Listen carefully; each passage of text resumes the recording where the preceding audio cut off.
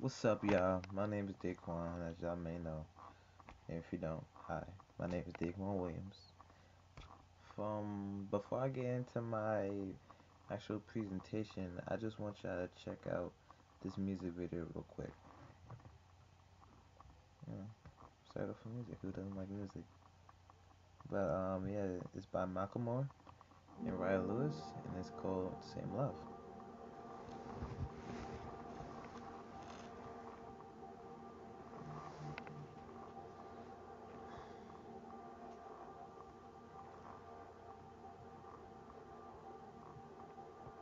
When I was in the third grade, I thought that I was gay, cause I could draw. My uncle was, and I kept my room straight.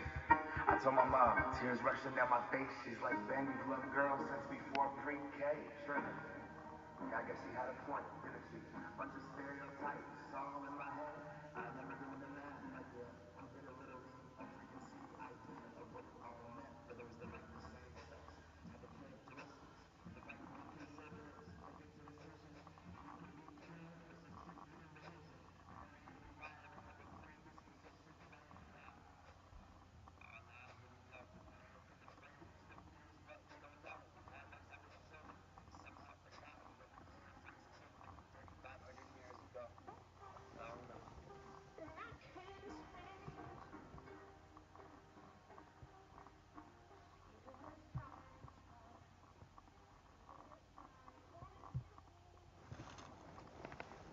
And man, that man said a lot with just saying a little.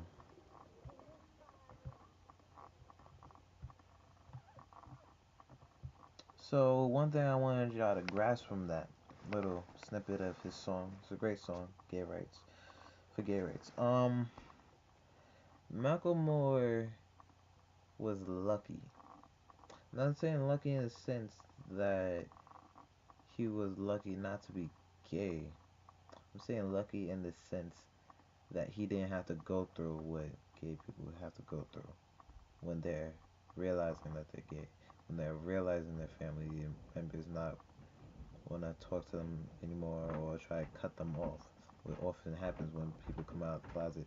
He's lucky that he didn't have to go through that hard conversation and come out of the closet with his issues. And that's all coming out of the closet is. Is an experience that all of us know. All that coming out of the closet is a hard conversation. Whether it be telling your 5 year old that you're getting a divorce or telling your loved one that you just filed for bankruptcy. This is something that James Baldwin had to go through. Not saying that he was a pioneer for gay rights or gay people or gay love. I'm saying that this is something that a battle that he had to fight primarily by himself because not a lot of people were open about being gay. He was. James Baldwin grew up in the 20th century where being gay was still looked as a choice and it is a predisposition of wrong thinking. Now that we're in the 21st century, we can see that it's not just a way of thinking, it is who you are, regardless of race, sex, or anything. It's who you are. James Baldwin expressed his characteristics throughout many of his books, and that's why, and through his books, is some of his harshest criticisms because again and again and again he talked about the same things and that's consisting of either drugs, being black in 19 in segregated times, or dealing with being different. And can you really blame the man? I mean, think about it. Think about the seclusion that he felt. That many, yeah, just don't hit me.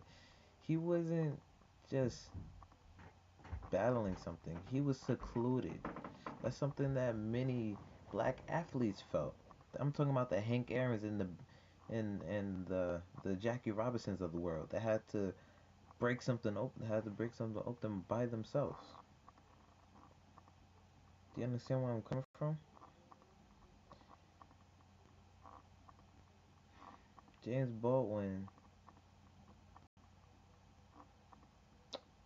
continuously tried and pursued acceptance through his literature, and that's something that I see. It was his way, well, we see, it was his way for everybody to see what he's going through. Yeah, he could have wrote a documentary, I mean, autobiography about himself, but how's that really entertaining? A couple people gonna read that, be done with it, and done with it. This man made the topic interesting time and again through different ways to open your mind to what he's going through, whether it been the drugs, whether it been being gay, or being black and impoverished.